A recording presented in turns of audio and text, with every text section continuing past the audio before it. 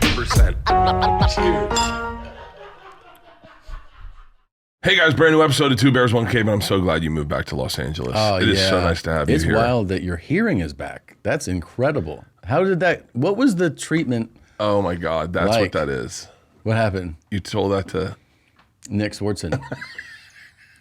I told him. Do you know that I am better used on this show when I don't do the show? Well, and people just Google. I cannot believe, and I'm so mad at our guys, I'm having them get on it, have not done a montage of all your ailments because it's really like a medical marvel because it is gastrointestinal stuff, neurological stuff. I love the guys like work, Spade renal. Spade and Nick Swartzen who just believe it. Oh yeah. And then they see me out and they're like, "Hey, you're up and about." And I'm like, "Yeah."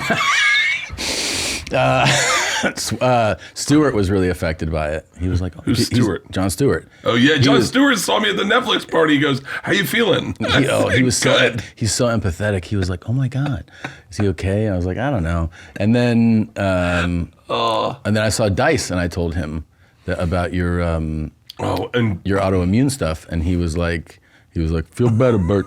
Like he was like really. He's like, he's a good guy. I hope he feels better. Mm-hmm. Yeah. Well, this is great. Yeah, but so you look healthy. It's good. I feel good. I feel better. I actually feel like shit today. From what? I was in Vegas. Oh yeah, you went to the Sphere. I've heard. You haven't gone to the Sphere yet? I haven't gone. I wanted to check out. Who would you want to see at the Sphere? Well, I wanted to check out the Dead show because I had heard so much, and Brian, the guy who I work with in Austin, has seen it I think twice, and he was like, "It is He's seen 1,000 Dead shows, and he was like, "It's the best thing I've ever seen." Now I'm curious. Would you Google this and find out if the set list that they perform that night is the same as every night? Because I know the Dead is like really notorious for every show's different. Yeah, like riffing. But I will tell you, the show I saw was the actual best set list you could ever get from the Dead. Really? It was all deep cuts, and then they played this one song for Jerry Garcia because it was his birthday. Yeah. And that was his song. How's he doing? He's not doing good. Okay. By the way, the funniest thing that ever happened was Jelly Roll, and this is where I don't know if I told you this. Jelly Roll finding out within an hour's time who Mitch Hedberg was and that he had also died. Oh, really? He's like, this guy's hilarious. This guy's fucking amazing. And David tells like, "I got bad news for you, buddy." But it was fucking. This is the set list. This is the set list they played. Okay. This is Man Smart, Women Smarter, Mississippi Half Steppin'. That was fucking insane. But the visuals are. That's what's lose your mind, right? And did you know about? I don't know if you sat. Do you know the section that actually moves? Do you know about this? That you can sit in a certain section that vibrates. Yeah, we sat there. It's fucking. It was fucking. I mean, like the UFC's going there. I wonder what that's going to be like. I know. And is that Michael Chandler's fight? I don't remember. I know that it's an upcoming. Whose fight is it? Oh, that'll be a good one. Yeah, that'll be. I was just talking with a boxer about how good Sean O'Malley is. He's fucking awesome. How do you think they're going to do the Dead? How do you think they're going to do UFC there? Because here's the thing that they do. In certain parts, they just put the band up on the screen, which is awesome, and it's really cool to watch John Mayer just kind of fucking go off. Let's call him. Let's see if he appreciates. You got his number? Yeah, we'll see. Well, you can tell him about how much I know you love this, so I'll do this for you. Yeah, FaceTime him. Let's see. You can tell him. I'll see if he answers. The Althea, Ramblin' on Rose. I mean, they played. It was such a fucking crazy set list. They opened with Franklin's Tower, and these are all the songs I'd want to hear. Yeah, these are all my favorite fucking songs. This was yesterday. This was 2 days ago. 2 days. Thursday night, and then we flew in yesterday, and I had 2 beers on the plane, and they fucked me up. No, that's crazy. Not answering. Did he brought you up backstage? Really? Yeah, he mentioned you. Good? Yeah. What? Some things you just keep between friends. What? Say it. We were all we were doing was talking about watches. Oh, yeah. We went back there, and the second I walked in, I saw his watch, and it's his watch. It's his signature AP. Yeah. I was like, dude, I got to see that in person. And then my daughters just stood there, didn't say a word. LeAnn didn't say a word. Me and him talked for like 20 minutes about watches and about like just bullshitting. Talked about a little bit about Chappelle. It was awesome. He's the fucking greatest. And he had broken his finger, and he played all the music. He played the guitar with these 3 fingers. Like he's a real. He's fucking legit. I mean, it's so. I still remember doing an episode with you years ago where you're like, I would never let my wife meet John Mayer. You remember that? Yes, I do. He's beautiful. He's got guy. such a great head of hair, and he's like 6'4". He's a big fucking guy, and he dresses cool, and he's got cool vibe, and he's sober. Like all the things that my wife would love out of me. Just he's got it all. So wait, why'd you get wrecked off of 2 beers? Because you haven't been drinking a lot? I haven't been drinking a lot. This launching our own vodka thing was a misstep, I think, in my health. No one ever says no when you own the vodka. Everyone's like, yeah, please drink it. And put it online. We're going to be drinking today. We're going to Costco today. And then we're going to... And are we doing little sample shots for people? I don't think so, but I think there's a event later that we're pouring vodka for people, so you probably can have a few that find their way into your mouth. Are you drinking tonight? I'll have a few, yeah. Okay, can you show me how to do that? Sure. Because I try to do that. The first time I did what we're doing tonight, it went sideways for me, though. So I had to I had a rehearsal. Yeah. There's this thing called water, and you got to kind of sub it in. I'm getting IVs every other day. Every other day? Every other day I'm getting IVs. I got one last night. I got 2 bags in me, and my fucking head got clogged. And I was like, Did your daughters enjoy the show? They loved it. No, they loved it because they just made fun of me the whole time. I saw a clip of them they just laughing laughed at me crying, and they saw you with your hands clasped, and they were mocking you. I get like this. I can't even. I was sitting next to an investment banker. I mean, I guess that's what he does. I don't know. Yeah. But like, I know like. It's a little. I went over to the lady who was running the box. I go, who are these people? Like, are they promoters? Do I need to say hi to anyone? Mm-hmm. And she was like, that's very cool of you to ask. She's like, nope. She's like, they're all venture capitalists. And I was like, cool. So I just sat down, and this kid was guy my age, cool shoes, nice watch. I was like, you know, what? He was talking to me, and I said, and then he knew who I was, and I was like, what do you do? And he started to tell me, and I was like, I'm actually not listening. I'm sorry. And he went, really? And I was like, I don't know what that is. Yeah. So I don't even really know what a venture capitalist is. Really? I really don't. I mean, I don't know. I want to go through my life not knowing it. Oh, okay. Cool. I don't think I've ever met one. I met one. You have met one now, I think. I met one. Yeah. Maybe a few. I think I have met a few. I imagine they're just dudes who call dudes with money, like Saudis, and be like, yo, can you invest in this? I mean, some of them have the money. For real? That's the venture capitalist, yeah. Oh, it's their money? It's their money. Sometimes it's a pool of money. Sometimes it's reaching out to somebody else for money, but they are financiers. All right, let's get out of this boring conversation. Yeah. Let's talk about something I really want to talk to you about. Okay. I've been saving this. Yeah. You grew up in Cincinnati. 9 years. How do you feel about Pete Rose? I love Pete Rose. Do you think Pete Rose should be in the Hall of Fame? Of course. Absolutely. I think it's not. And so should Barry Bonds. Okay. This is my hill to die on. Okay. I think we need, because when you think about it, the Hall of Fame, it's a fucking museum. It's a truck stop museum. It is. It's the biggest ball of yarn for baseball. Yeah. It's not. There's nothing real. That is where we celebrate the people that made the game fun. Yeah. It is. There is no competitiveness. Pete Roses. There's nothing that can happen inside. Once you've been inducted into the Hall of Fame, has absolutely zero effect on actual baseball. Now there's this weird thing that like everybody who knows anything about the game knows that these two are Hall of Famers. I mean, Barry Bonds and Pete Rose, and Mark McGwire, and Roger Clemens. Everybody knows everyone. This. Name the list of people that are banned, that aren't going to be allowed into the. Give me a list of the people that aren't. Do you want to know that in. there's a really crazy thing you can do, which is, I switched to Barry because we were talking about, but there's this crazy thing about Barry Bonds, where his stats, if you take away, I think he had, let's say 5 or 6 or something like that MVP seasons. If you take away his stats from all those seasons, he still has like 450 home runs and 350 stolen bases, and nobody else has that. So that's if you deduct seasons. Wow. Yeah, it's totally insane. Dude, Pete Rose is the all-time hit king.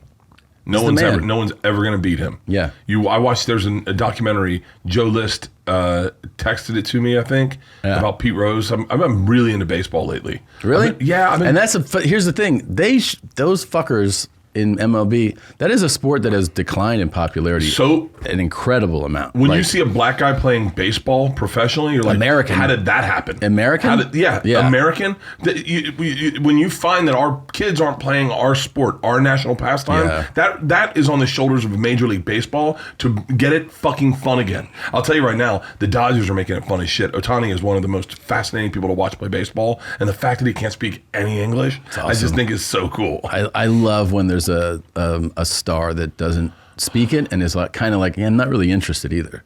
Like, like Manny Ramirez. So he was like, Manny Ramirez. Manny Ramirez was the absolute great. The funny thing about him is that I believe he was born in the United States, but he just grew up in Washington Heights in New York in a Dominican neighborhood. And he was just like, and they were like, when did you get here? He's like, all my life. He went to PS 135 and still can't speak English. Yeah, it's unbelievable. Okay, so Dominican Republic. I love this story that he grew up in Spanish Harlem. Dude, he grew up in. When did he get to the United States? This motherfucker. By the way, he's not listening to this. No, he's not. Definitely not doing that. When.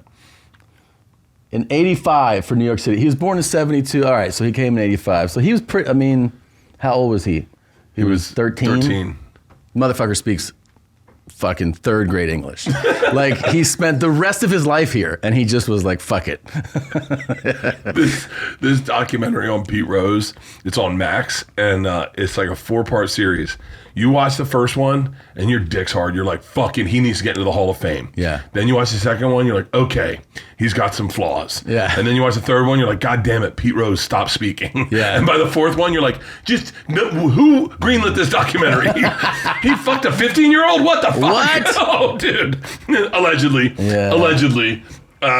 He's like, and then someone. So it's really good, this It's doc? so good. I'll watch it. But you know, what he's got, what's fascinating to me is he was playing the Yankees, and Mickey Mantle, my hero, Mickey Mantle, was making fun of him because he was sprinting to home base on like a walk or whatever. And he goes, look at fucking Charlie Hustle over there.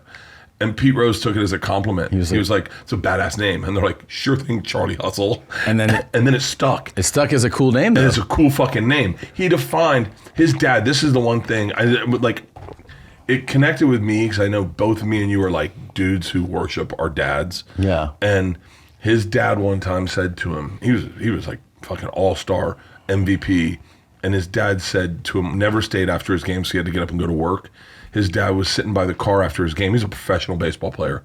And his dad goes, hey, on that third at bat, you didn't sprint down to first base. And Pete Rose is like, I didn't. I hit the ball down to second, and I was pissed. And he goes, yeah. And his dad goes, don't you ever embarrass me in this city like that again. And just left. And I was like, they don't make men like that anymore. No, that's not a thing anymore. Go watch Saving Private Ryan. They don't make men like that anymore. Or at least they do, but they fucking, I don't know where they are. I watched another Pablo Escobar documentary. They don't make men like that anymore. They really don't. We haven't had a cartel kingpin. El Chapo. No, but I'm saying, but not like Escobar. No. Because Escobar owned the country. Yeah. And terrorized the country. And he doesn't get enough... Did he terrorize the country? 100%. He doesn't get enough credit as a terrorist because he's really not just like a drug lord. He's a terrorist. He's a narco terrorist. Narcotraficante. That's a trafficker, right? He's a narcoterrorista. He's a terrorist. Shut He up. fucking...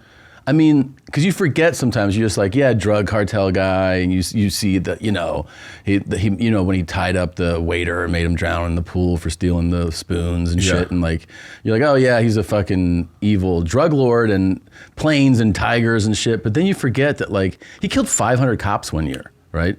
He killed He sent bombs into buildings that would just blow up. He blew up a plane. He blew up entire city blocks in different cities in Colombia and like caused hysteria. Like, you know, like 9/11 causes like hysteria in a city, and like they're like, what's good? You know, you don't know what's happening. That's what terrorism is making people like not know what's left and right and having to. And he was just like, I will fucking destroy this whole country. What do you think happened to him as a kid that made him that person? I don't know what makes you. I mean, it's not one thing, right? Because like, it's not just one thing. I mean, poverty is always what gets these guys into the drug trafficking, because they're from super, super poor backgrounds, and then they see this way out of just. But like, that's like a. I mean, he has a messiah complex. He's a total psychopath. But it's a real fucking brain to be able to take over an entire drug trade. And run a country. But the interesting thing is that he had an army of men that were like, "You are God." They weren't like, "You're my boss." They're like, "You're God." You hear that downstairs? I want to change things around here. Yeah. You are God. Yeah. I love that. For those of us who thrive on getting stuff done, including workouts, every minute counts. That's why you need Tonal, the smart strength training system that takes the guesswork out of working out, so you can make sure you're making the most out of every rep. Tonal is the world's smartest and most effective strength training system that helps you get stronger. Powered by AI, Tonal learns with every rep so it can deliver workouts personalized just for you. Tonal learns from your movements and provides suggested weight recommendations for every move. With detailed progress reports, they even create personalized program and workout suggestions or recommendations based on your individual goals. It's like having a personal trainer at home with you, as Tonal will optimize every workout just for you. Unlike traditional gym equipment, Tonal uses adaptive digital weight to advance your training techniques. From professional athletes to moms of 3, Tonal is trusted by thousands who have become their strongest. Right now, Tonal is offering our listeners $200 off your Tonal purchase with the promo code BEARS. That's Tonal.com and use promo code BEARS for $200 off your purchase. That's Tonal.com, promo code BEARS for $200 off. This episode of Two Bears, One Cave is brought to you by NASCAR. The 2024 NASCAR regular season is nearing its end, and drivers on the cusp of making the playoffs are hungry for a win at Daytona. The competition has never been more intense, and anything can happen at the World Center of Racing. Don't miss the stars of NASCAR battle for a spot in the playoffs while going 200 miles per hour, just inches apart. Grab a beer, find your seat on the couch, and gear up for some of the best racing in the world at Daytona International Speedway. Tune into the Coke Zero Sugar 400 this Saturday at 7:30 p.m. Eastern on NBC. And, you know, like, he made his top hitman just kill his girlfriend. Like, he called him one morning, the guy's in bed with his girlfriend, and he was like, kill her. And the guy was like, fuck, I really like her, but okay. Like, didn't even... Do you think we'll ever get a trafficker like... Will you think we'll ever get someone like Escobar again? I don't think so. If you had to put... If we had like a drug traffickers Hall of Fame. Oh, yeah. So you got the Ochoa brothers. Yeah. You've got El Chapo. Mm-hmm. You've got Pablo Escobar's first round ballot. Yeah, I mean, he's the top dog. I don't think there's ever been anyone like him. You have... What about Manuel Arellano Felix. You have El Mayo. They just got him. I always feel like I'd get along with those guys. I think they're fucking I think they'd charming. love me. Yeah. I think they'd fucking love me. They're a good time. Yeah, until... Well, just until they have a dog eat your nuts in front of you. But like, yeah, I think they're fun. They're fun guys. Do you think Pablo Escobar will wake up with like anxiety? I think once it was clear, once it was like 92, and it was like, all right, we're done with this, because he used to like, he had so much control, and once the whole government was like, there's only one way this is going to end. We have to kill this guy. Mm-hmm. And he knew that like he has to like be on the run and in hiding all the time. Yeah, I think he was a paranoid guy for sure. There should be a Hall of Fame of just... Oh, wow. El Chapo, and the 12 richest drug lords of all time. Okay. And is the drug we're talking about is just cocaine? No, because he was El Chapo was a huge marijuana guy too. Oh, okay. I could smoke. I might smoke weed before Al we go Capone, Griselda Blanco. to Griselda Blanco. God damn, That was cocaine. $2.26 million. Billion. Yeah. El Chapo. Carlos Lader. Yeah. He's the guy who founded that island in the Bahamas, right? It's funny. He's a sidebar story in Johnny Depp's movie. Yeah. Like he's like a sidebar story. Yeah, and he has but this- then you realize, oh, he's a main character in a different story. Oh, for sure. The Orejuela Bros from Cali. How do you say that? Gilberto? Oh, I ran into a bunch of your Mexican dudes Where? that you toured with in South America. Bunch of guys. Yeah. Fuck. I'm sorry, guys. I can't remember names. Where? At the store. We were just sitting there, and one dude's from Mexico City, I think, Mm-hmm. and or maybe from Chihuahua. But they were breaking down. How? Oh no, one guy's from South America, Okay. from Venezuela. Okay. And I think you know that guy. Very popular comedian. Yeah. And they were like, yeah, it's crazy because our Spanish is so different than when I go to Mexico and do it. Like we speak faster or something. Way faster in their accents. That's is that the Escuela de Nada guys? That podcast? Yeah. Will you pull that up? Escuela de Nada? That's a good name for a podcast. I think that's what it's called. Pull it up. CUELA and then space DE and then NADA podcast. I think that's what it's called. By the way, look at Kun Sa. Yeah, this is them. Yeah. Yeah, I think so. Yeah. And they do that all in Spanish? Yeah. It's they have 600,000 subscribers. They live in hit that more button there, right? Scroll up to the right there where it lists the names. Oh. There, yeah. So you probably met Nacho Redondo. Yeah, I think so. He's a really good comic. Yeah, he's from Venezuela, but he lives in Mexico. He told me the first time that he did stand up in Mexico, that everyone was like, "What?" Like no one knows what you're saying. He was like, "No one knows what I'm saying," and they're like, "Your accent is so crazy, and you're speaking way too fast." So yeah, you have to learn. It's like when a Scottish guy comes here, I was just about to say. and you're like, "Huh?" Like it was like that for him. Wow. Yeah, I think so that's... Leo Rojas. No, it's okay. Leo Rojas, Chris Andrade, and Nacho Redondo. Yeah, but I think Nacho's the one who does the most stand up. God.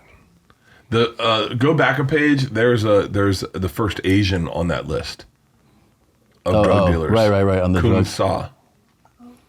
Nope, sorry. Yeah. Oh, Kun yeah. Sa, the opium king, is the most successful drug lord, as he retired And he enjoyed his wealth for a good 11 years. That's the dream. Yeah. That's the actual dream. His children, they all live in Miramar. His children are wealthy business people in Miramar. You set them up. You take the hit and you go. I told you. Hold on. Scroll. Wait. Let's revisit this guy in a minute. Let's see the rest of the list.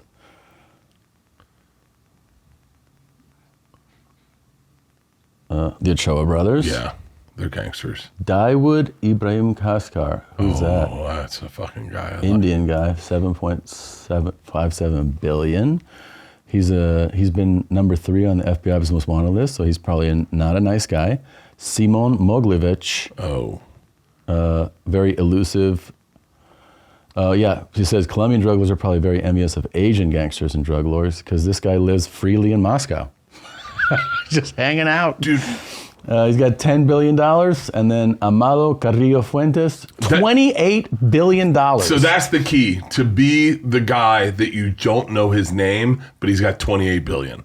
That guy did the drug game right. And I remember this story because this is the guy who died after plastic surgery in 97. He was trying to change his appearance and he died because he probably got shitty. I went to somebody not good and he died. And then what is number one. It's got to be Pablo, right? It's got to be. It's like it's going to be amorti. What's the word I'm thinking of? Yeah, I know. Yeah. Where they tell you what money was back then. Yeah. 33 billion. Yeah. Okay, let's go back to that guy because we got to look this guy up. I had a guy tell me he was going to change my appearance one time. I remember there was was this for your teeth? My teeth. Yeah. And he was going to break my jaw. Oh yeah, look up Kun Sa. Let's look him up. And he was like, I remember saying, is it going to change what I look like? And he goes, absolutely. Yeah. And I was like, well, I kind of make a living off looking like this guy. And he's like, you want to look like that? And I was like, what? And he was like, you got a jawline? Like, don't you want? And I was like, no. I was like, I have to look ugly. Oh. It's just I'd never. No, you'd walk past that guy every time. I'd walk past him every fucking time I'm in Burma. And look, it's just like the Colombian and Mexican stories. Born in a village. He received military equipment and training from both the Kuomintang and Burmese army.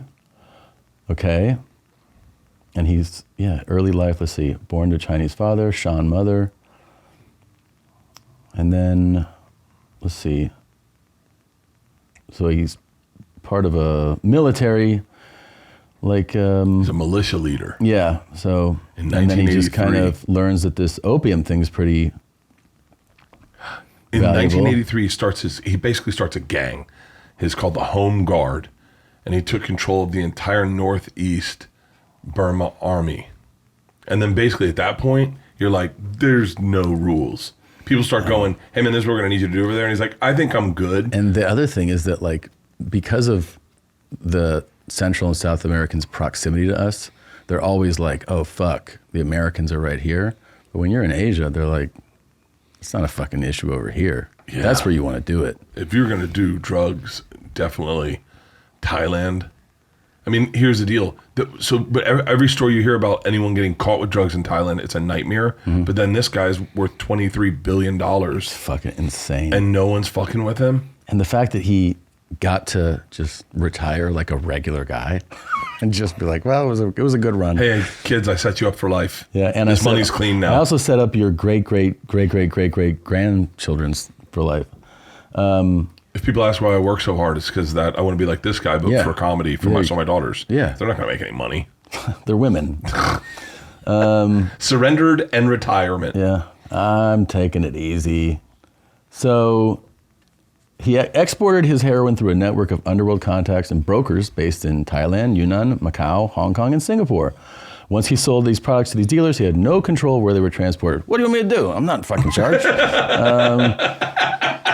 Hey, it's out of my hand. I'm not a bad guy. I'm just selling stuff. In public, the Burmese military claimed they wanted to hang him. Hey, I'm just up here trying to make you laugh. What are you doing? Come just on. goofing around. Why are you breaking my balls? So, okay, he surrendered. In 1996, he gave up control of his army, moved to Rangoon with a large fortune and 4 young Shan mistresses. 4. Following his surrender, opium production in the Golden Triangle declined. So, see, he was like, I was an effective leader. During his retirement, he became a prominent local businessman with investments in Yangon, Mandalay, and Tongye. After his retirement, he described himself as a commercial real estate agent with a foot in the construction industry.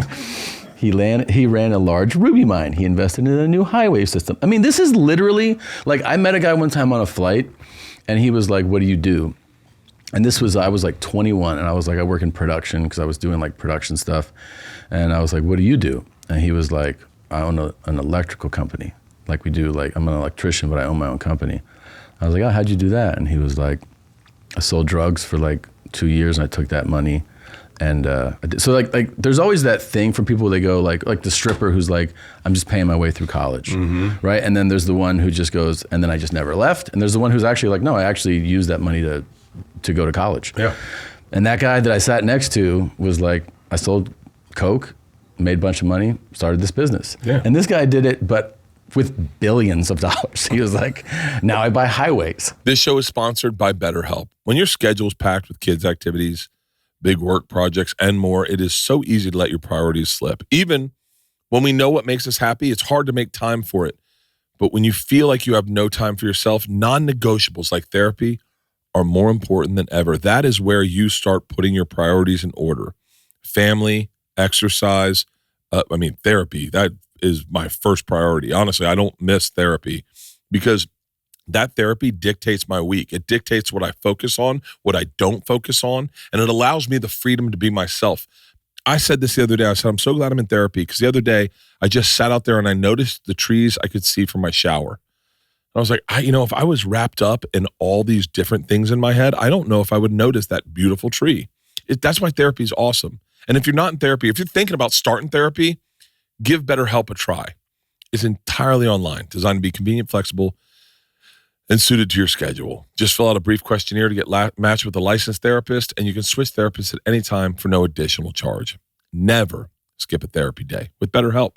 Visit BetterHelp.com/bears today to get 10% off your first month. That's BetterHelp, HELP.com/bears. Listen up, you bald bastards. Summer's here, and it's time to get your dome smooth and shiny with the help from our favorite sponsor, Manscaped. They have created the all-new Dome Shaver Pro and Dome Soother for your big, beautiful, bald head. So step up your head game by going to manscaped.com and using our code BEARS for 20% off plus free shipping. I did it this morning. Look at this. Look how beautiful. I'm lucky that I have a beautiful shaped head, but I also am lucky that Manscaped makes this product. The Dome Shaver Pro features 5 premium rotary blades for the cleanest, smoothest shave ever. With Manscaped skin-safe technology, no more nicks and cuts from crappy disposable razors.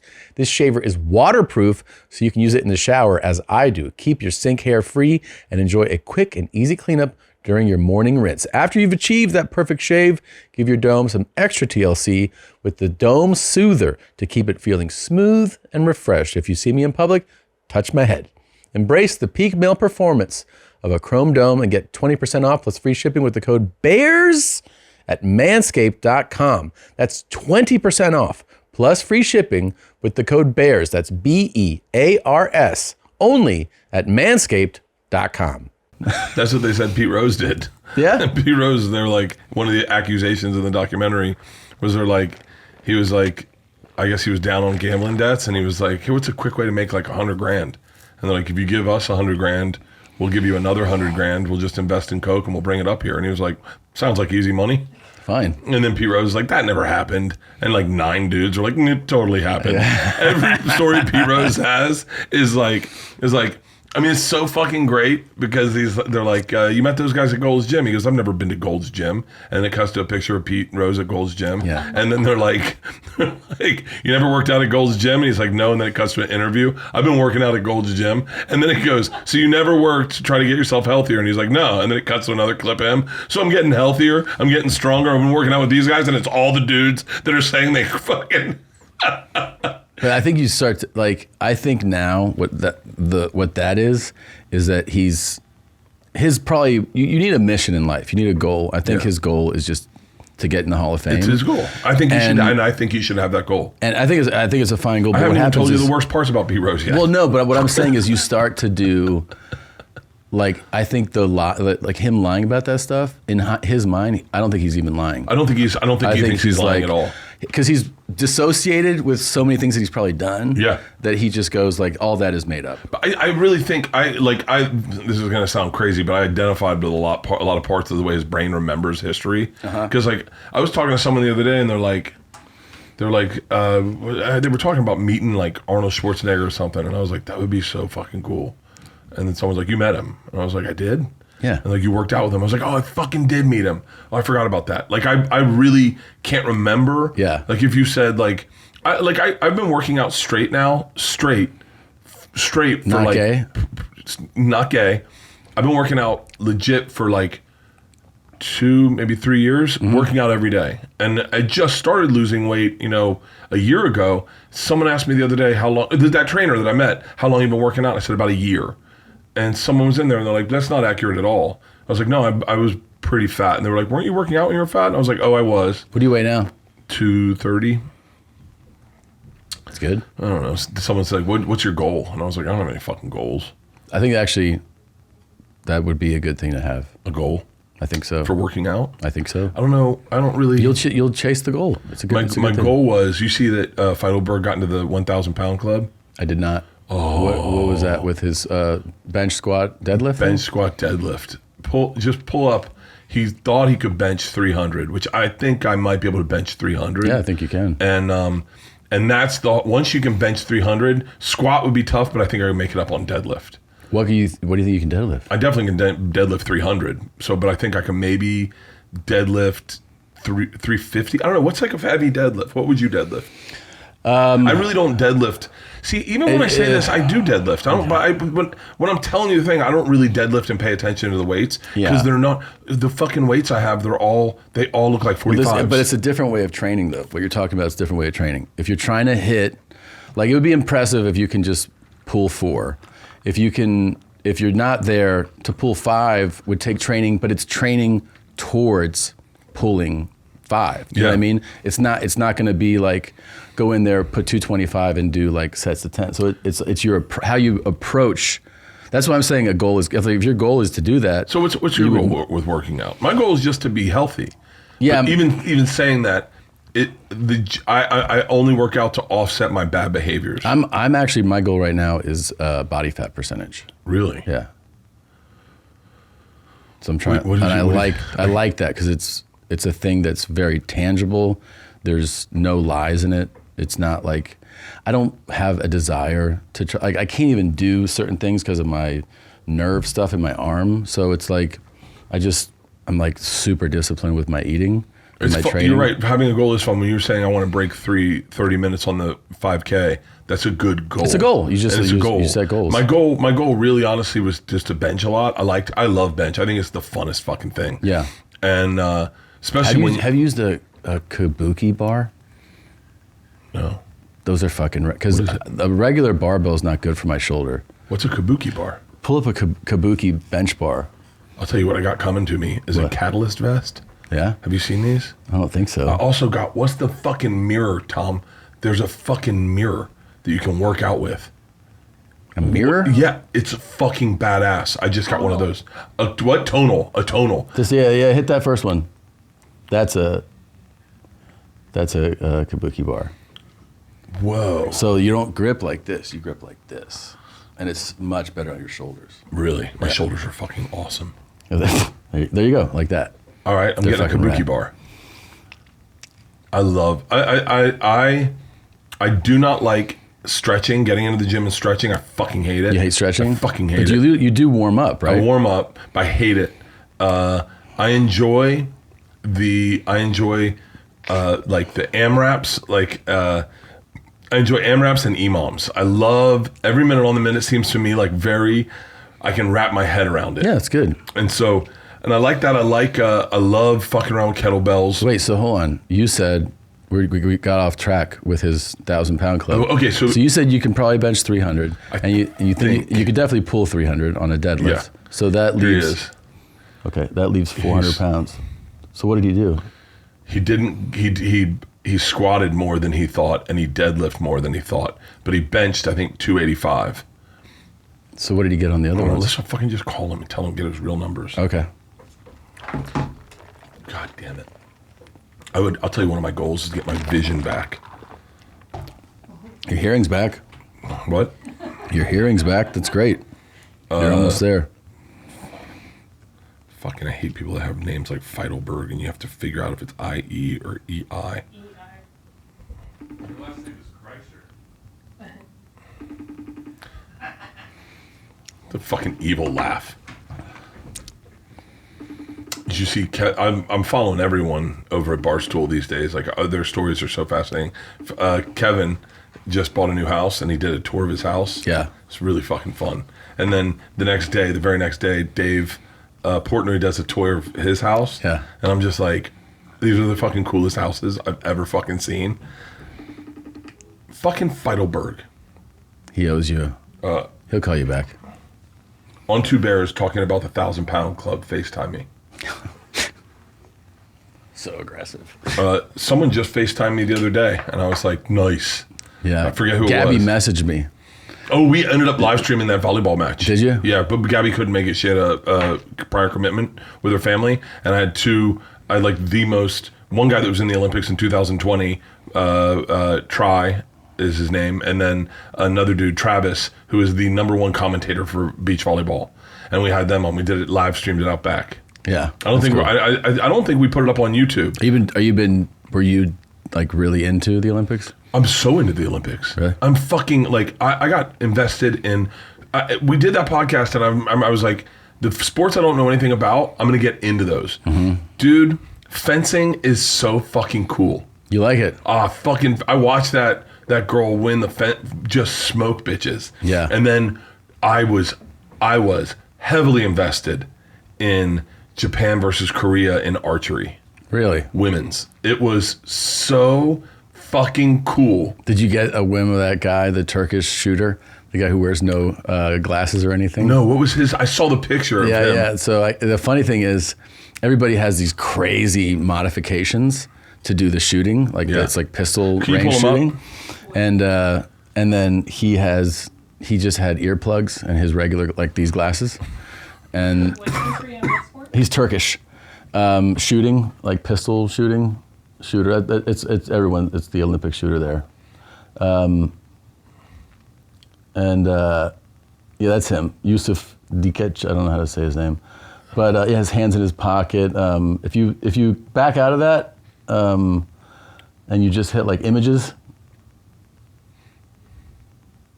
Yeah. So like everybody else has these crazy contraptions on to like block this eye. He's like, I don't need it. And then they found, I guess in 2011 at Worlds, he won gold, and he didn't even wear earplugs. He was just like, boom. It's fucking, so everybody has just like, now he's doing like fun stuff because everybody is, he became like a meme. But I love the issue they're having with the quote unquote, I guess, trans boxer. I don't know. I feel so bad for this woman. For that, so, yes. So this is why misinformation is such a crazy fucking thing, right? And everyone's this is what's like, wrong with everyone having a goddamn fucking agenda. Everyone's like, oh, this Italian girl got beat up by a fucking guy. And then she's like, I've never felt punches like that. And so everyone's like, that's because it's a guy. And then you find out and immediately it fits into someone's narrative. Yeah, and then they're like, there you go. There's a problem with trans athletes. This fucking she's Algerian. She's born a woman, raised a woman, been a woman, identifies as a woman, has a female passport, and she just has like a kind of masculine features. She has a lot of testosterone, apparently. Well, so that might be a thing where you go, okay, is she doping? I don't know. I'm not going to accuse her of doping, but she's just a fucking woman, dude. And everyone's like, fucking trans, and this poor lady is like, I'm not trans. I'm not hot. And just fucking, is that my crime that I'm not a hot woman? Are you trans? She's like, no, I'm a 4. Yeah, But I mean, here's I don't know what side of the argument this lands on, but like, aren't you always gonna have fucking superior, like Shaq is a man, but he has to have more testosterone than me. Fucking hope so. I mean, right? Like fucking, like you look at all those high level athletes, and then that's the thing is like you're gonna get some bad bitches who are next level. Yeah. Also, you just do have certain. If you're taking the pool of people in the world, there's 8 billion people in the world. There's guys that just have very feminine features. They look feminine. There's chicks with big, and there are chicks like that, and there's chicks who have like strong jawlines. There's just some out there that I have like, a friend who fucked I don't want to say her name because I'll say it, but just edit it out. I have a friend who fucked, and they said going down on her was like sucking a dick. That's hot. It was a big. That's fucking awesome. Yeah. And so you have to know there has to be some stuff. In the airport, and I see this beautiful woman carrying a guitar, like long brown hair, and I was like, she's gorgeous. And then I just get close. I'm like, oh, that's a guy. Like I was just like, wow, you're beautiful in my head, and I was like, that's a guy. It used to happen to me a lot. Yeah. Used to? Yeah. Used to happen to me a lot. When your vision was better? No, when I was into like younger chicks, is I'd be like, ooh, who the fuck is that? And I'm like, that's a 13-year-old boy. That's good. Yeah. I feel bad for this Algerian boxer. I do. Especially at the thing you train your whole life for and you achieve it. And by the way, her not socially accepted in her own hometown because they wanted her to play soccer. Yeah. And she was like, no, I want to fuck even people up. Her dad didn't let her box as a youth because he was like, girls don't box. She's like, come on, Dad. Yeah. She was like, do you see my dad? It's huge. Watch me fuck this bitch up. Let's go back to this 1,000-pound thing. So if you think you can do a 300-pound bench, hold on, and pull, you said you can pull 300 pounds, which I definitely think you can. Yeah. Well, that's 600 pounds. So can you do a 400-pound squat? Oh, wait. Why was I thinking it's all 300 pounds? No, I cannot do a 400-pound squat. See, I think it's more likely to get a 400-pound pull so that you're at 7, but then you still need a 300-pound squat. I don't know if I can squat 300 pounds. I don't think you should just see if you can. I think you should work your way up. Yeah. Yeah. No, I thought 1,000-pound club would be really tough. Feitelberg did it. He fucking did it. I know. Feitelberg's a sneaky athlete. Hit that thing again? That one in the middle? Yeah. Let's see this. It doesn't have, they don't say what it is. They just kind of, I don't know what we're doing.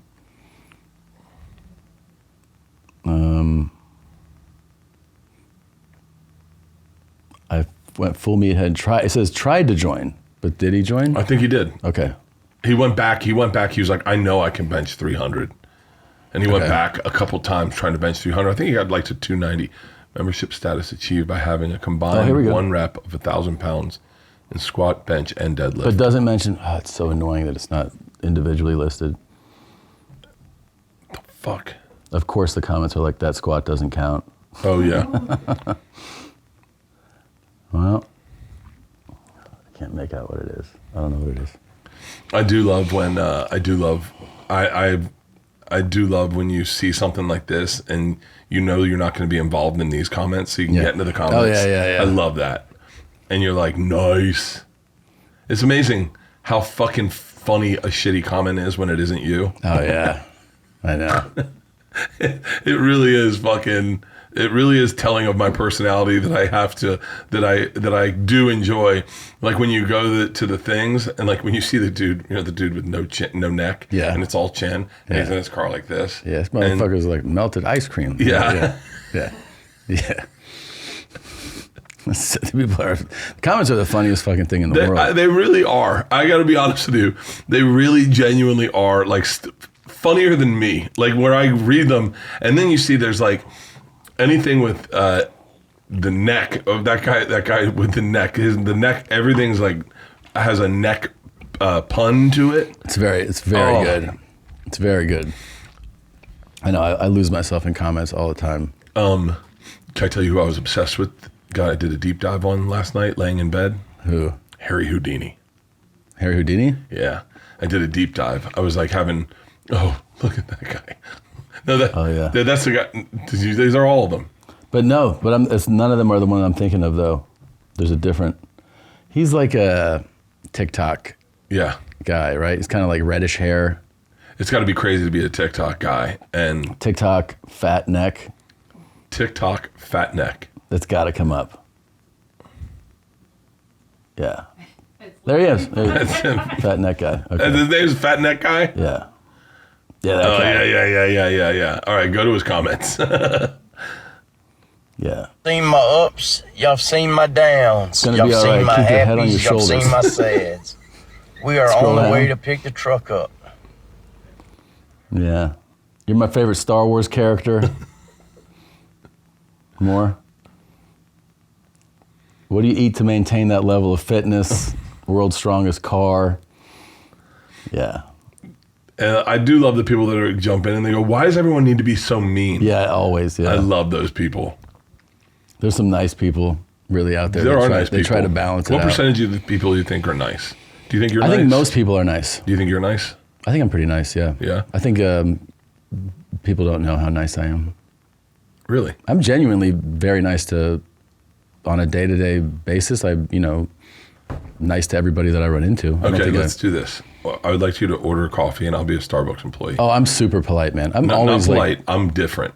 I believe in being polite though. No, I'm polite, but I try to match their and I try to change their energy and I want them to laugh and smile. Oh, I see what you're So saying. like if I'm ordering a coffee, yeah, but I always say I love you when I order a coffee. So that's That's very nice. It's pretty nice. Yeah. That's pretty. And you get a lot of different reactions. I'll tell you where I don't get nice, in Vegas sometimes. In Vegas, because Vegas is so polarizing.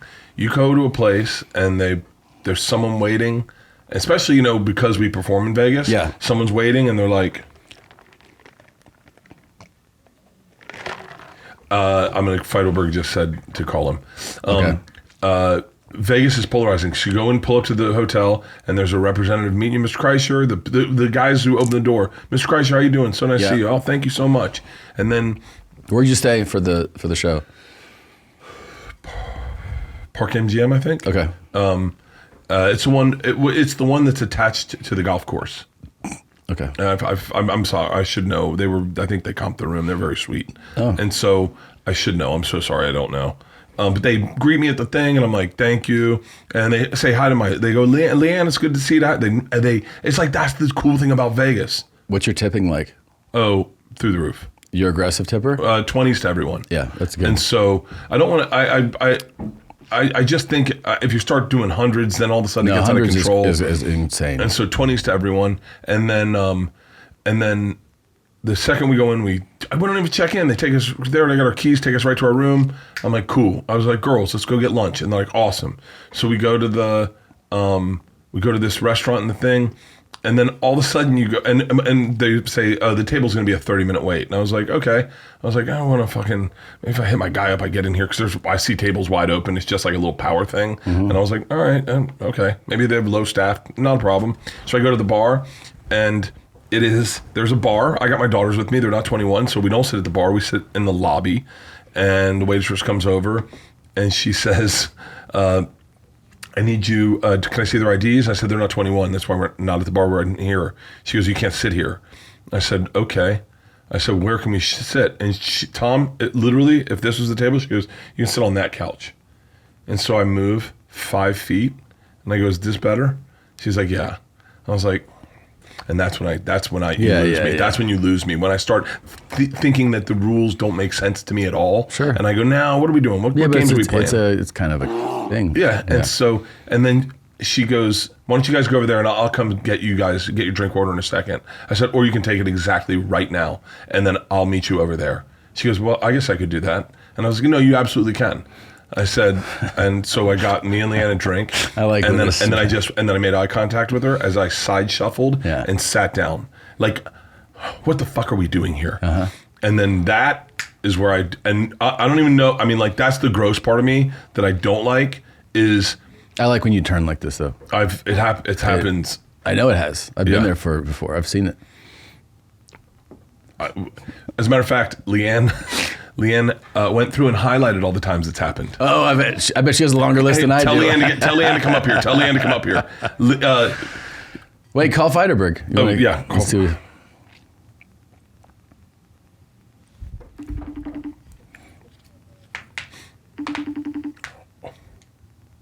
I gotta trim my beard.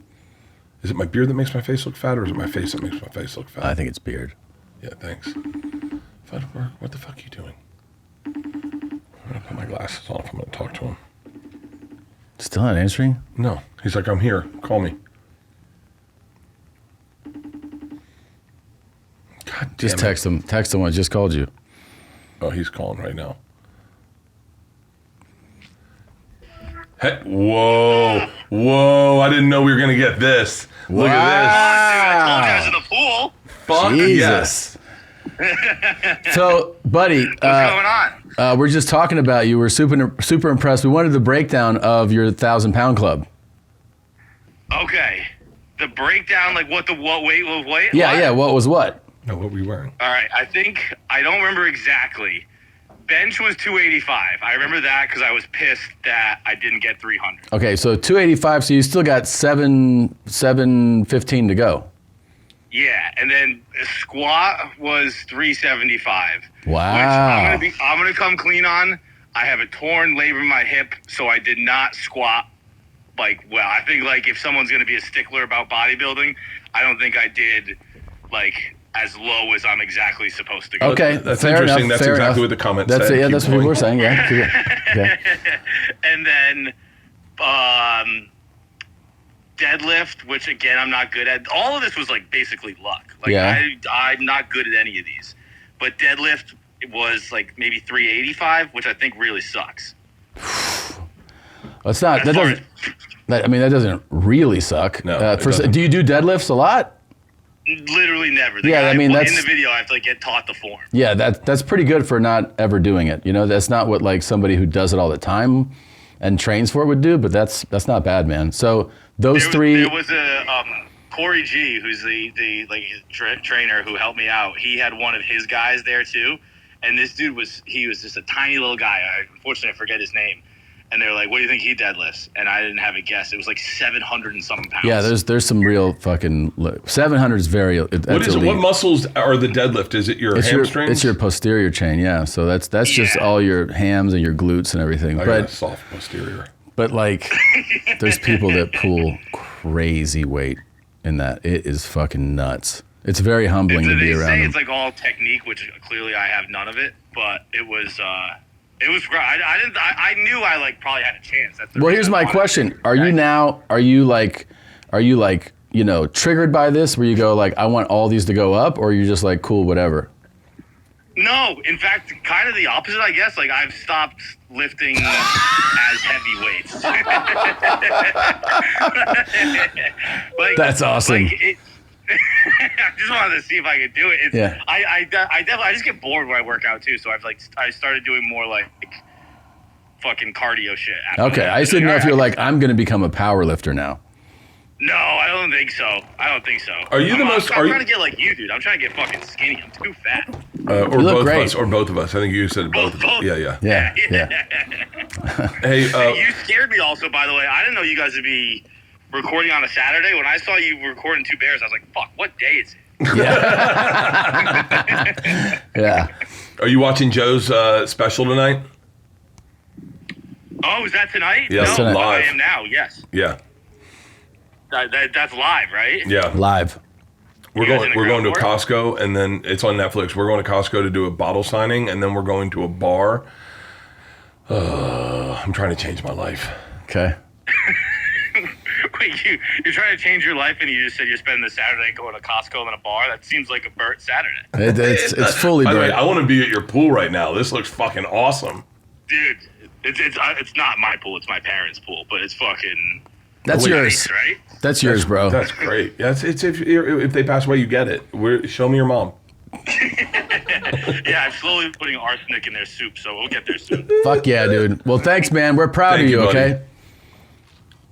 I appreciate you, boys. Thank you so much. Yes. All right. Get on that Love you. treadmill. We'll see you later.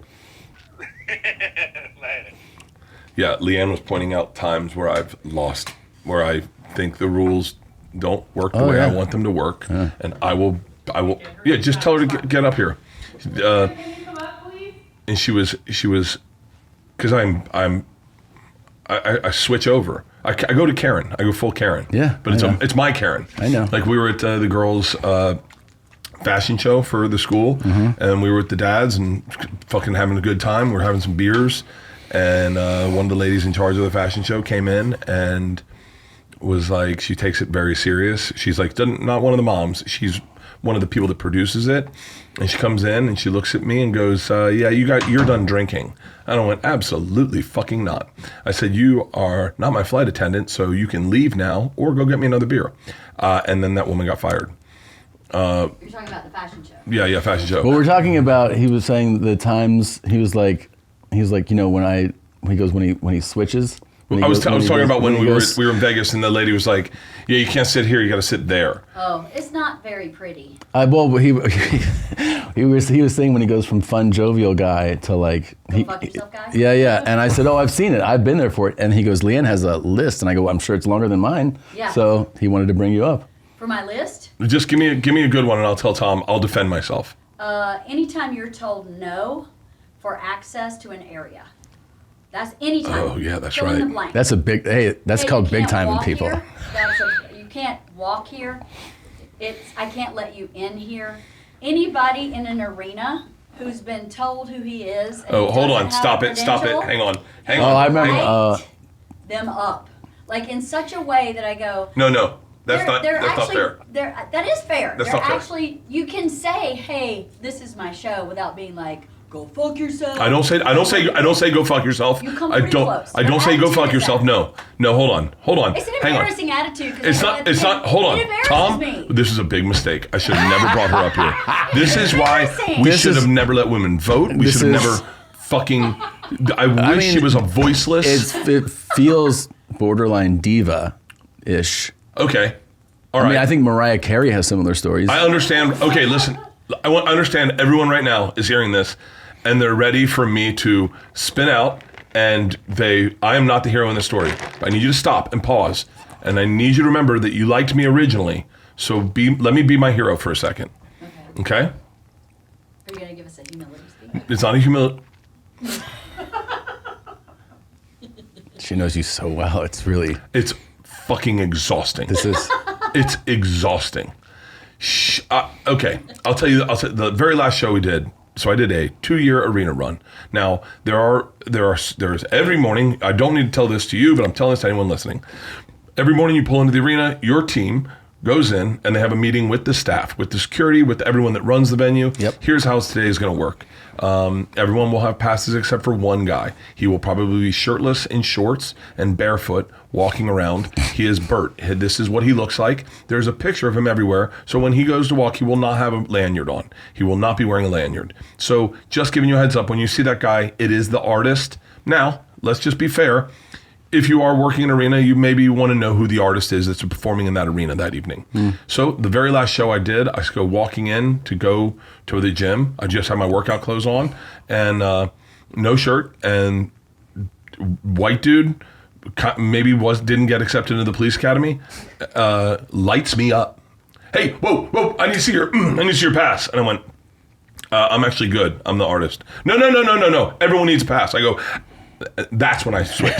That was a quick switch. That was a quick switch, though. See the jowl shake that happened though. Yeah. See the jowl shake? Shut up, LeAnn. So, you know, Just we're shut- in the LeAnn, next shh. stratosphere, the jowl shake, and you're like, oh shit, back up. You switched quick, though, on this guy. I Yeah. did. Yeah. It didn't really get there. And I wasn't done. No, yeah. That's one. Let's see, is there another one? Oh, my God. Continue with the list. When we did I said, well, this Something's is Burning in Vegas, the sound guy. What sound guy? Yes. The sound guy? Yes. When we shot in, what's his name's restaurant? Roy Choi, best friends. Okay. Oh, my God. I had to turn around. I was like, Fun thing is that happens when Hold on, hang on. It's pretty fun. No, hold on. That guy did not know who I was. But by the way, I'm paying him. If I'm paying you, treat me with a little bit of respect. That's all I ask. A little bit of respect. Or give me the same respect, and this is what I said, and maybe this is a wild statement. Give me the same amount of respect that you would expect every artist to get. If Whitney Houston walked in, no, that's a bad example. If J-Lo walked in, you would know it's J-Lo. You'd be like, oh, hey, how you doing? I don't need to see your lanyard. Have a great show. Yeah. And by the way, 98% of the time I walk into a venue, that is how I am dealt with. And I will say this, and I will make this racial. It has never been a black dude or a black woman that gives me shit. They always go, what's up? How you doing? As a matter of fact, and I was cognizant of it when I was shooting my special, I had the same old black dude, me and him, every time I walked in, he got briefed for how that was going to run. I was the only one without a lanyard, but he knew it. And every time we busted balls about how hot Florida was, where he grew up, we talked every time. Every time I've had an issue, it's been a fucking white dude, an overweight, balding white dude who's lit me up. And I said this one time, I said, if that's how you treat me, imagine if Lil Baby comes in and what do you do to him and his guys? Because I already know how you fucking feel. You got a power complex. I fight power with power for the powerless. I do it for the powerless. You're so humble. You're humiliating. Stop it. She's gaslighting me, and she gaslights me, Tom. Yeah. She gaslights me all the fucking time. I see it. And then it's fucking. And now I can't wait to fucking light someone up at Costco, and I will. Hold on. I think this is called priming someone. I think this is actually, you're going to go in there. Yeah. I can't. I walked up. We got close to it the other day. I walked up, and the manager of Costco is back there, and to the Costco we're going to, and I was like, what's selling well? And he goes, vodkas. And he goes, you know what's crazy? The Kirkland vodka sells really well. I said, really? He goes, yeah, the higher end ones don't. We got a new one. And I said, it's mine. And he went, yeah, huh? And I went, no, that's my vodka. And he goes, sure it is. And I go, no, I'll be here August 3rd for a bottle signing. And he went, huh? And it's moments like that where if I feel like he's going to tell me to go fuck myself, that's when my skin. I think you're looking for it though, at that point, right? No. What I'm trying to do was, because I know you got in trouble for just starting to film in there, and I was looking for access to film at that moment, and I knew I had to slow roll it. I wasn't going to go and hard sell him, so I was like kind of massage him, and then he was really fucking cool. We'll see him today. Oh, okay. He was really cool, and he was like, I thought you were about to tell me I fucking ripped his. He was really cool. He was like, oh wait, for real? I was like, yeah. I said, my name's Bert. I'm a comedian. I said, me and my best friend, disabled comedian, we launched this vodka. And he was like, wow. And he said, well, like, is it like a white label thing? And I went, no. It was really cool. And I said, man, I go, this is the only place you can get handles. And I showed him the bottle, and he was like, you designed all that? And I was like, yeah, it was a team. We worked. Yeah. It was a really great conversation. That's all I want out of everyone. So when I say when you order Starbucks, are you nice? I always try to treat people to make them laugh and giggle, but sometimes you get in life. And when I feel like I feel like it's my job as a human being, as a white male, to light you the fuck up, to out you and show you what it looks like. Okay. And it does not come pretty. No, it's not pretty. It's well, it's fair to say, though, in your defense, that we all have this side. That's the thing. When Karen's, the whole Karen thing showed up, I've watched people, Karen people that I know and love that are not Karens. Yeah. I've watched them do it. And one time was at Red Rocks. I was going to just get to our car, and I was like, I went up to the lady and I was like, hey, we need to get backstage because our car's there. And she was like, no, access is that way. So actually, I performed here last night. She goes, honey, you did not. And I went, no, I actually was here last night. And I was just backstage. That's our car right there. And she goes, you, mister, will never perform at Red Rocks. Keep walking. And I watched a lot of women in my life carrying this bitch up, just fucking. And then all of a sudden, one of the head people came, whoa, Mr. Kreischer. And then the woman, see, now here's where I'm great. Yeah. This is where I excel, is I went over to her and I understood she was just doing her job. And I said, listen, do not worry. I completely understand. If I was performing here and someone was trying to get backstage on me, I appreciate you doing your job. I've always said that, even when I light dudes up, except the dude that got fired. Yeah. And by the way, can I just tell you a good story of when I was a great guy? Because I feel like I'm doing all these bad things. I almost killed a guy in a restaurant one time. And I followed him into a hallway, and I told him I was going to fucking hurt him. And I checked out of that hotel so that I wouldn't have to see him again. For real? Yeah. Why? What year was this? He was really like, yeah. And he dropped the plate and then walked away. And I was like, and so I followed him into the back hall, and I was like, I'll fucking knock your head off. He was, and then I just went to the front desk. I was like, check me out of this hotel. Yeah. I followed a dude to the bathroom one time. He's famous. I followed a dude to the bathroom when I was 26. Have I told you this story? You jerked off a guy in the bathroom? No. Devin Soa. Do you know who that is? Mm-mm. Pull up Devin Soa. I've talked to Devin Soa about this. Devin Soa is a very talented actor. He was the kid in he's been in a lot of things. Gorgeous. He was in Final Destination. He was the lead in Final Destination 1, 2, and 3, I think. But he's been in a lot of stuff. But he's a Hollywood actor. He's roughly my age, maybe a little younger. And we're in New York. We're in LA. It's my first night out. We're at a bar called Guys, I think it is. And my buddies, I don't know my buddies are fucking with him. They know who he is. I don't know who he is at the time. He's with Topanga from Boy Meets World. That actress. They're dating, and they're like, and they've got friends at their table. We're at the table next to them, and my friends are fucking with him. I don't know that they're fucking with him. I go to the bathroom, and as I come out, all my friends are gone, and the bouncers are manhandling the rest of my friends out of the door, and I said, what the fuck? And they were like, someone's like, fuck Devin Soa. And then I was like, and I was still a little bit of college dude. And so Devin Soa starts walking to the bathroom. And I go, I'm gonna go fucking find out what happened. And you start walking and you start getting your fucking energy up. It's that thing. It's addictive. When that rage kicks you, you're like, here we go. All right, I'm same size, but I grew up in fucking Tampa. I'm from Florida. I've been in fights. So I get to the bathroom. It's a very long hallway to the bathroom. I get to the bathroom. Devin Soa stops at the door. And he senses my energy and he turns around. And as he turns around, I realize Devin Soa is not afraid of me at all. And he turns around, he's like, what the fuck's up? And I was like, you tell me what's up. He was like, your boys are fucking assholes. Now, he was accurate. Oh, it was Eddie Fernandez. Yeah, of course. It was Eddie fucking Fernandez. Yeah, it was Eddie fucking Fernandez. What was your problem? And I was like, said, I'm so sorry. At that moment, I realized, okay, I think my buddies were bullying him. I think they were doing something weird. And then I hear footsteps up, and 4 of Devin Soa's friends are walking up because they saw me follow him to the bathroom. And then I go, that's what's up. And I realize I can't fight. I got to get the fuck out of here. And so I start walking away, and they're like, and they pass me, and they're like, what the fuck was that? And he's like, dude got in my fucking face. And they're like, what the fuck's up? And there was like a 15-foot walk to a long hallway, and you had to turn the corner. And as I turned the corner, I sprinted out of that fucking hallway. And I was like, I just want to be outside with my friends. And then as I got outside, a bouncer threw Eddie a city block. He went like, and I watched Eddie go, rah! And so cut to fucking 15 years later, I'm doing a podcast with Stu Stone, and he's like, yeah, I'm good friends with Devin Soa. And I was like, I know Devin Soa. And he's like, let's call him. I was like, uh-oh.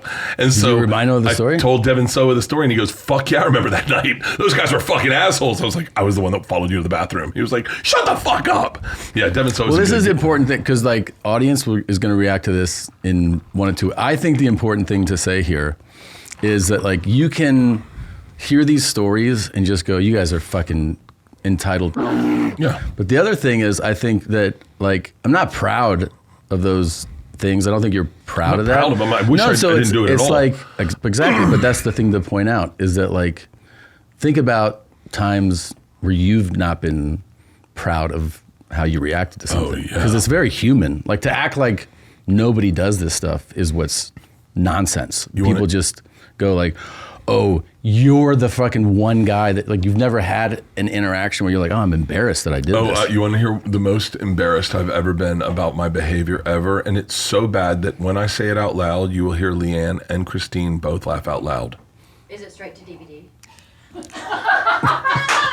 that right there? Oh my God. That's it. Straight What's to that? DVD. I knew it. What's that?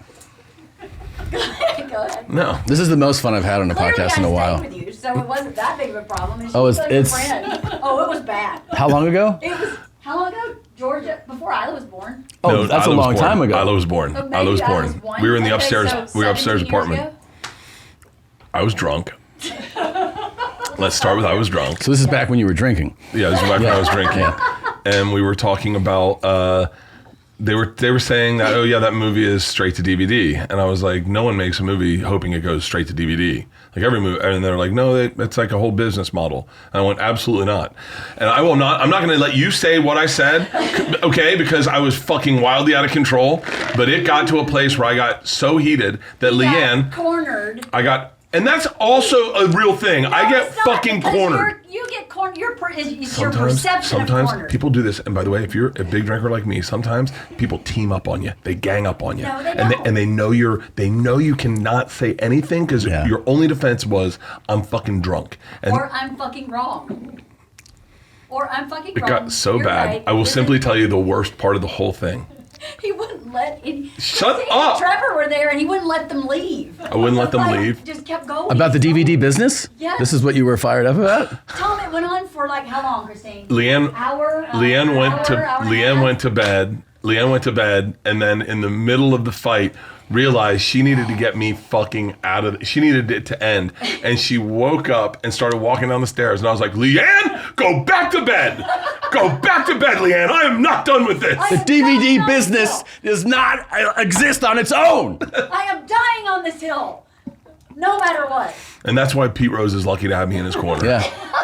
Because You'd fight for him. I'd fight for Pete Rose. Fuck yeah.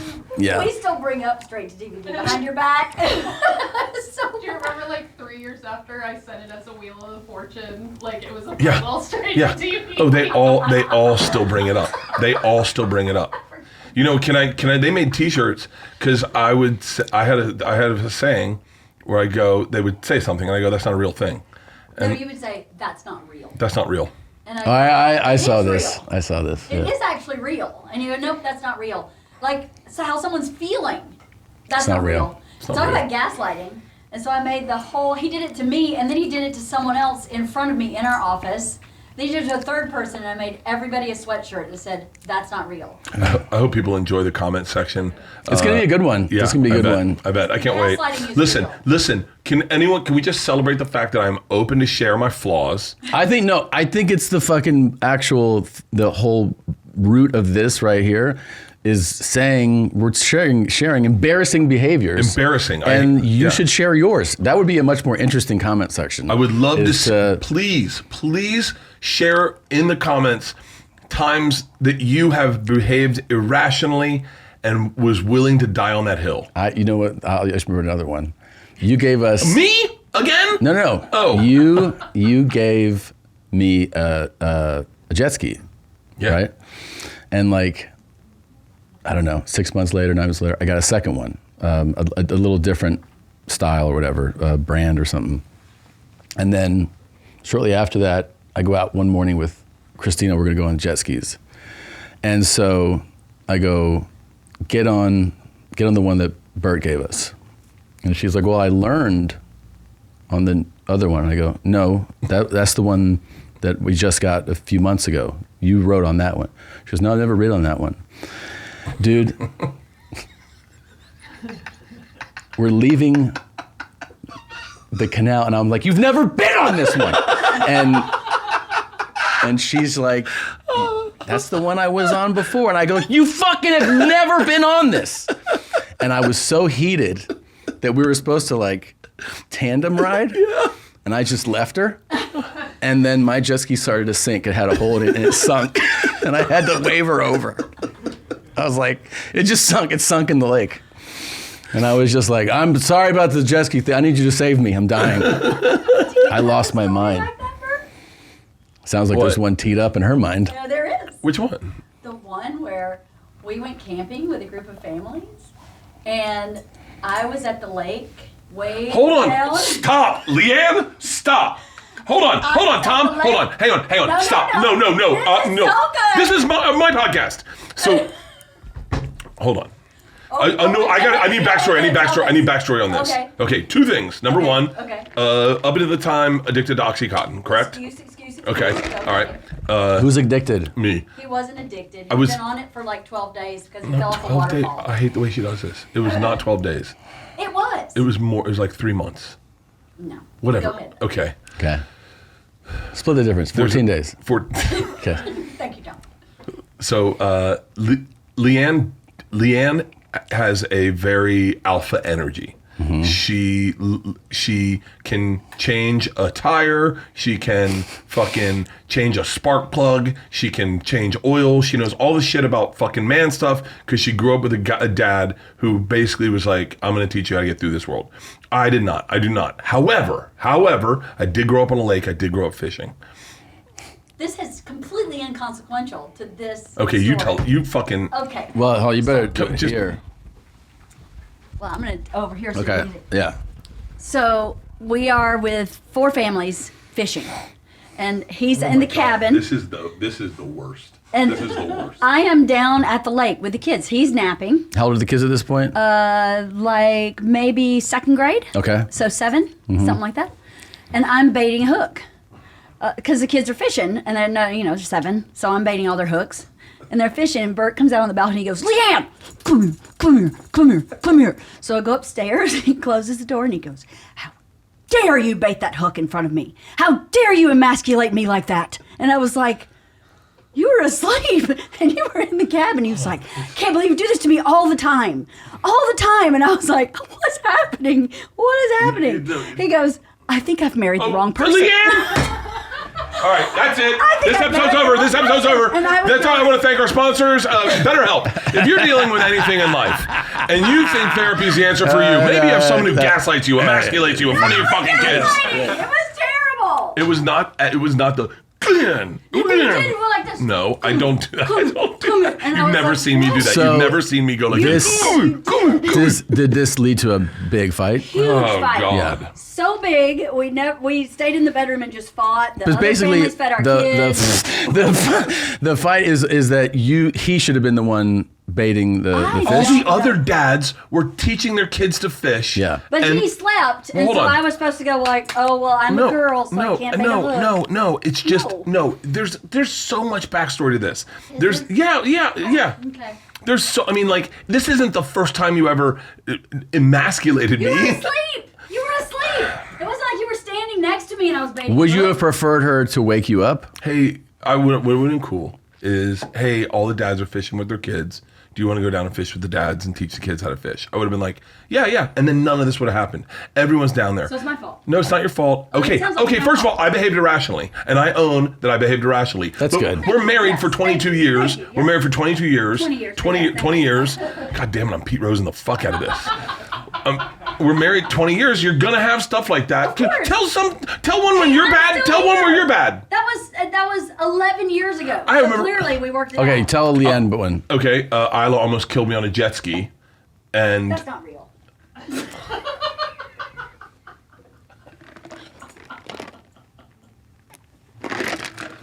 look, I am who I am. I am flawed. I am sensitive. I get my hands pursed when I get excited. I cry a lot. And sometimes I come out hot with emotion. Okay? That's it. I know my flaws, and I'm willing to share my flaws so that I can be a better person and learn from those flaws. Hey, that's And that's all we're asking from our fans this episode is share times that what I would really love is people to write in with their story where they can be like, I'm embarrassed of what I did. I'm embarrassed of what I did. Yeah. I would love to read some of those. You know, someone's going to be like, and then I stabbed a guy. Like, that's By the way, definitely- people get worse. Some guy go, hey, LeAnn, and then beats his wife. I didn't do that. Yeah. I just said you emasculated me. And I married the wrong person. I did. Why would you ever share that? I fucked up, and I should have never said that. People have said worse things. Well, Yes. when he said it, I was like, oh, we're not in reality. That's not real. That really was a time when that was not real. That was like, he was trying to like mic drop this fight. I needed to get I've the done fuck that. out I've of called there. Christina the N-word. Like it's all there's all kinds of things. There's all kinds of stuff you can say. Exactly. Oh man, I did not see this coming. It was fun. This was good. Yeah. Very productive. I like it. And by the way, yeah. All right, let's go. Let's go sign some bottles. Let's go sign some bottles. Hey guys, if you're dealing with any of this stuff, seriously, BetterHelp or I don't think they're a sponsor Porosos. anymore. Porosos? I don't think BetterHelp's a sponsor anymore. For real? Yeah, it's a different. Talkspace. I don't know. I do all our therapy reads. Okay. Well, maybe whoever. You just got to plug. Yeah. Awesome. I love you, right, Tom. love you too. I love you, LeAnn. I love you. I married the right person. I know. Aww. I married the right person too. I love you. I love you. I love you too, Tom. I love you too. Bert and Tom and Bert. One goes topless while the other wears a shirt. Tom tells stories and Bert's the machine. There's not a chance in hell that they'll keep it clean. Here's what we call two bears, one cave.